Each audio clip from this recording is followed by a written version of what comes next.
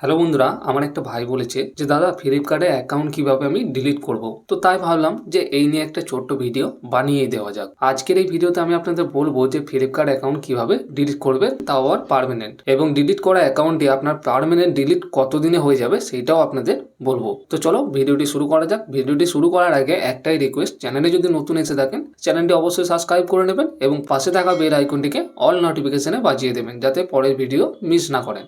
তো ফ্লিপকার্টের account delete করার জন্য সর্বপ্রথম আমাদের ফ্লিপকার্ট অ্যাপ্লিকেশনটিকে ওপেন করে নিতে হবে। ফ্লিপকার্ট অ্যাপ্লিকেশন ওপেন হয়ে গেলে এইখানে দেখুন একটা অ্যাকাউন্ট বলে অপশন রয়েছে, সেই অ্যাকাউন্ট অপশনটিতে ক্লিক করে নিতে হবে। পর নিচের দিকে একটু স্ক্রল করবেন।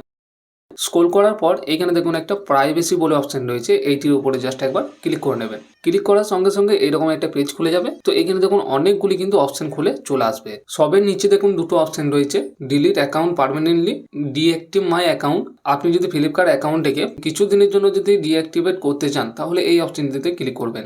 কিন্তু আমরা তো ফ্লিপকার্ট অ্যাকাউন্টটাকে পার্মানেন্ট ডিলিট করতে চাইছি, তার জন্য কি করব, এই যে নিচে অপশনটি রয়েছে ডিলিট মাই অ্যাকাউন্ট, এই অপশনটিতে ক্লিক করে নেব। তো ক্লিক করার পর এরকম একটা ফর্মের মতো চলে আসবে। আপনারা চাইলে এটি পড়ে নিতেও পারেন অথবা নিচের দিকে স্ক্রল করবেন।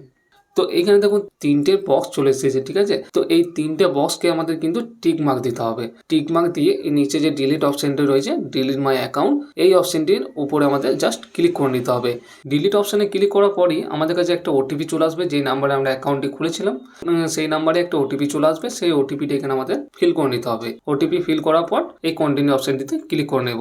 ক্লিক করার সঙ্গে সঙ্গে এরকম একটা অপশন চলে আসবে। তো দেখুন এখানে গো টু হোম, এটিতে ক্লিক করার সঙ্গে সঙ্গেই আমাদের অ্যাকাউন্টটি কিন্তু ডিলিট হয়ে যাবে। তো এইভাবে আপনারা খুব সহজেই ফ্লিপকার্টের অ্যাকাউন্টটিকে চিরদিনের মতো ফ্লিপকার্ট অ্যাকাউন্টটিকে ডিলিট করতে পারেন। তো ভিডিওটি যদি আপনার কোনো কাজে লেগে থাকে ভিডিওটি অবশ্যই একটি লাইক করে দেবেন, আর চ্যানেলে যদি নতুন এসে থাকেন চ্যানেলটি অবশ্যই সাবস্ক্রাইব করে নেবেন।